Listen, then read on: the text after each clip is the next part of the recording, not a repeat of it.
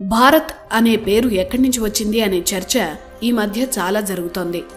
భరతుడి పేరు మీద వచ్చిందని చాలామంది అంటుంటారు. కానీ కాదు.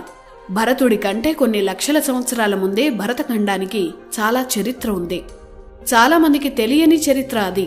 అందుకే మన దేశానికి భరత అనే పేరు ఎలా వచ్చిందో సమగ్రంగా చెప్పే స్టోరీ ఇది. బ్రిటిష్ వారు మన చరిత్రను ఎంత నాశనం చేయాలో అంత చేశారు. ఇప్పుడు మనం పుస్తకాల్లో చదువుతున్న చరిత్ర అంతా కన్ఫ్యూజనే. బ్రిటిష్ కాలంలోనే కోట వెంకటాచలం అనే గొప్ప చరిత్రకారులు ఉండేవారు. భారత చరిత్ర మీద ఎన్నో అద్భుత పుస్తకాలు రచించారు. ఆ పుస్తకాలను ఆనాడు బ్రిటిష్ ప్రభుత్వం స్వాతంత్ర్యం వచ్చాక మన ప్రభుత్వాలు కూడా కనపడకుండా చేశాయి. కానీ ఇంటర్నెట్ పుణ్యమా అని ఆయన పుస్తకాలు దొరుకుతున్నాయి. ఎవరో విదేశీయులు ఆ తర్వాత వారి ప్రేరణతో మన స్వదేశీయులు రాసిన చరిత్రను గుడ్డిగా నమ్ముతున్నామప్పుడు. కోట వెంకటాచలం లాంటి గొప్ప పరిశోధకుడు రాసిన చరిత్రను ఎందుకు నమ్మకూడదు? భారత అనే పేరు ఎలా వచ్చింది? ఇది తెలియాలంటే ఈ సృష్టి ఆవిర్భావం, అలాగే భూమిపై జీవం ఏర్పడిన సమయం గురించి తెలియాలి. ఈ విశ్వం తర్వాత బ్రహ్మాండం, ఆ బ్రహ్మాండం బద్దలై ఇప్పుడు మనం చూస్తున్న అంతరిక్షం ఏర్పడ్డాయని హబుల్ టెలిస్కోపులు చెప్పడానికి 1000 ఏళ్ల ముందే ప్రతి పురాణము చెప్పింది. పురాతన చరిత్రను చెప్పే గ్రంథాలే పురాణాలు. పురాణం అంటే అర్థం అదే.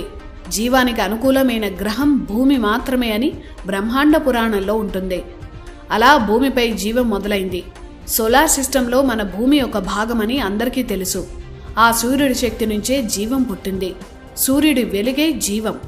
మన పురాణాలు వేదాల ప్రకారం మనిషిగానే జన్మించాడు. కోతి నుంచో చింపాంజీ నుంచో పరిణామం చెందినట్లు ఎక్కడా కనిపించదు. సూర్యుడే జీవానికి ఆధారం అన్న సంగతి సైన్స్ తెలిసిన వారందరికీ తెలిసిన విషయమే. అదే విషయాన్ని మన వేదాలు పురాణాలు ఎప్పుడో చెప్పాయి. ఆ సూర్యుడి వెలుగు నుంచి దేవతల శక్తితో అంటే ప్రకృతి శక్తితో జన్మించిన తొలి మానవుడే స్వయంభువ మనువు. అలా ఈ సృష్టి మొదలైంది. కొత్త సృష్టిలో తొలి మన్వంతరం ప్రారంభమైంది. సృష్టిని మన్వంతరాల కాలంతో పోలుస్తారు. అలా స్వయంభువ మనువుగా మనిషి మనుగడ ప్రారంభమైన మన్వంతరాన్ని స్వయంభువ మన్వంతరం అంటారు. 14 మన్వంతరాలు బ్రహ్మకు లేదా ఈ బ్రహ్మాండానికి ఒక పగటి కాలం. ఈ 14 మన్వంతరాలు పూర్తయ్యాక ఈ సృష్టి ముగిసి కొత్త సృష్టి మళ్లీ మొదలవుతుంది. ఒక్కో మన్వంతరం 71 మహాయుగాలు. ఒక మహాయుగంలో 4 యుగాలు అంటే 43,20,000 సంవత్సరాలు ఒక మహాయుగం. ఆ లెక్కన స్వయంభువ మన్వంతరం మొదలై 195,58,85,000 సంవత్సరాలైంది. ఇప్పుడు మనం 7వ మన్వంతరమైన వైవస్వత మన్వంతరంలో ఉన్నాం. సూర్యుడి వెలుగు నుంచి జన్మించిన స్వయంభువ మనువు నుంచి మానవ జాతి వృద్ధి చెందింది. సూర్యుడి వెలుగుని భా అంటాం. ఆ వెలుగు నుంచి పుట్టిన వారసులు కాబట్టే మనువు వారసులను దేవతలు భారతులు అని పిలిచారు. వీరు నివసించిన ప్రాంతం భరతవర్షమైంది. అలా వచ్చింది భారత అనే పేరు. మనువు వారసులు పాలించిన ఈ ప్రాంతాన్ని భరతవర్షంగా పిలవడం మొదలుపెట్టారు. అప్పటినుంచి జంబూ ద్వీపంగా చెప్పే ఈ ఖండంలో ప్రధానమైన ప్రాంతం భారత్. అప్పట్లో అతిపెద్ద దేశాలను వర్ష అనేవారు. అలా జంబూ ద్వీపంలో భరత వర్షం అతి ముఖ్యమైన ప్రాంతమైంది. మనమంతా ఆ ప్రాంతానికి చెందిన వారం కాబట్టే ఏదైనా పూజలో సంకల్పం చెప్పేటప్పుడు జంబూ ద్వీపే భరతవర్షే అని మన అడ్రస్ చెప్పుకుంటాం.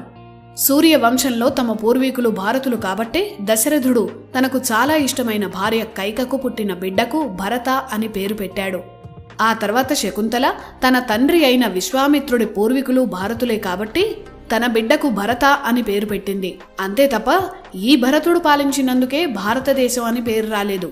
మానవ జాతికి మూల పురుషులు ఆ భరతులు. మన రూట్స్ అక్కడే ఉన్నాయి. అందుకే మనమంతా భారతీయులమయ్యాం. మన చరిత్రలో భరత అనే పేరుతో చాలామంది ఉన్నారు.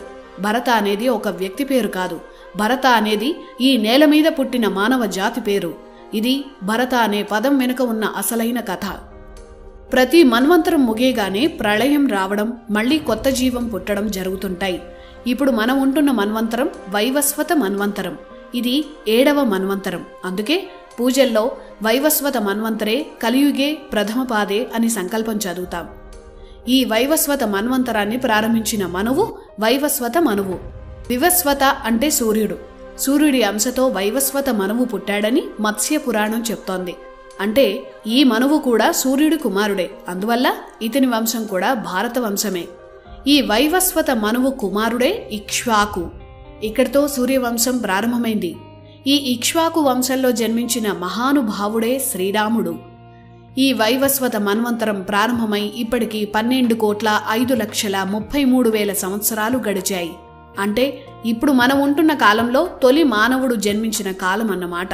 ఈ మన్వంతరంలో మనువు మూల పురుషులు కూడా భారతులే, అంటే భరతఖండానికి చెందినవారు అని అర్థం. శ్రీరాముడి దగ్గర నుంచి శ్రీకృష్ణుడి వరకు అందరూ తమ సంకల్పంలో ఈ భారత అనే పదాన్ని ఉపయోగించారు. భరతవర్షం అనే పదం అన్ని యుగాల్లో వినిపిస్తుంది. ప్రతి మన్వంతరానికి అంటే ప్రతి 30 కోట్ల సంవత్సరాలకు భూమిపై ప్రళయాలు ఏర్పడి మళ్లీ కొత్త జీవం ఏర్పడింది. అలా 6 సార్లు ఇప్పటి వరకు జరిగింది.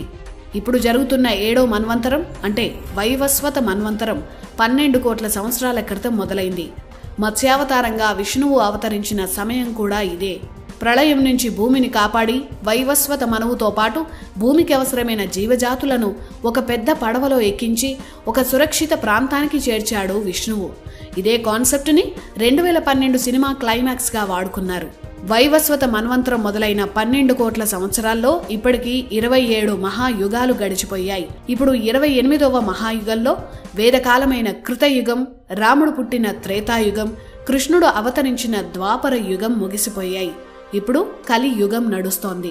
కలియుగంలో ఇప్పటి వరకు 5,124 సంవత్సరాలు గడిచాయి. ప్రతి యుగం చివర ఏదో ఒక ఉత్పాతమో యుద్ధమో వచ్చి మానవ సంహారాలు జరిగాయి. ఉదాహరణకు త్రేతాయుగం చివరిలో రామరావణ యుద్ధం జరిగింది. ద్వాపర యుగం చివరిలో కురుక్షేత్ర యుద్ధం జరిగింది. అప్పటి చీనా, గ్రీసు, రోము, ఈజిప్టు, అరేబియా ప్రాంతాల ప్రజలు ఆ యుద్ధంలో పాల్గొన్నట్లు మహాభారతంలో వ్యాసుడు రాశారు. పాండవులు గెలిచారు.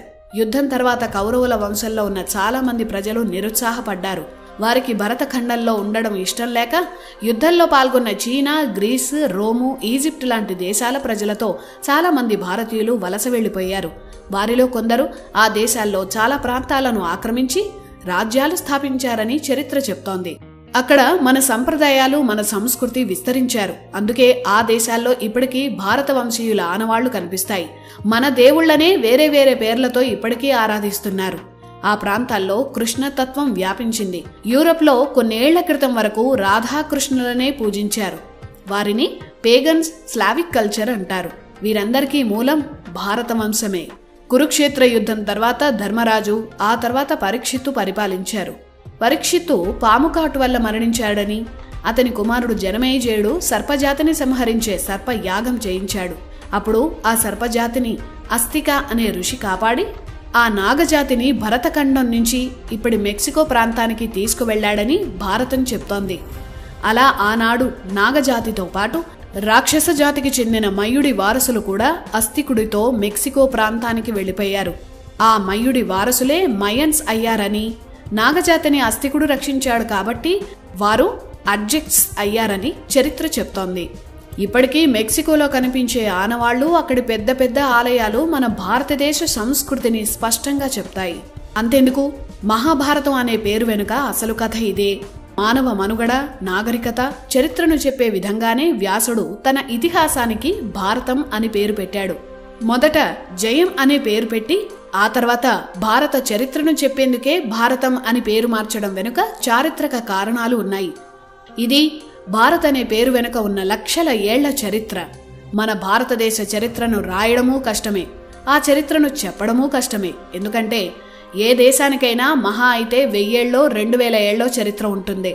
కానీ ఈ వేద భూమికి కోట్ల ఏళ్ల చరిత్ర ఉంది. ఇన్ని కోట్ల ఏళ్లలో ఎన్నో ఉత్పాతాలు, ప్రళయాలు, దాడులు, దోపిడీలు జరిగాయి. ఆ ఉత్పాతాలు, విధ్వంసాల మధ్య మన గ్రంథాలు ఎన్నో నాశనమయ్యాయి. అందుకే మన ఋషులు శృతిబద్ధంగా పాఠం బోధించేవారు. అంటే బట్టి పట్టే విధానం. ఆ విధానం వల్లే గ్రంథాలు నాశనమైపోయినా, నాశనం చేసినా వేదాలు, పురాణాలు, ఇతిహాసాలను మన పూర్వీకులు శృతుల రూపంలో అందరికీ తెలియజేయగలిగారు. వాటిని రాసుకొని రక్షించుకోగలిగారు. ఇది మన భారతదేశం. అలాగే భారత అనే పేరు వెనుక ఉన్న అసలు చరిత్ర.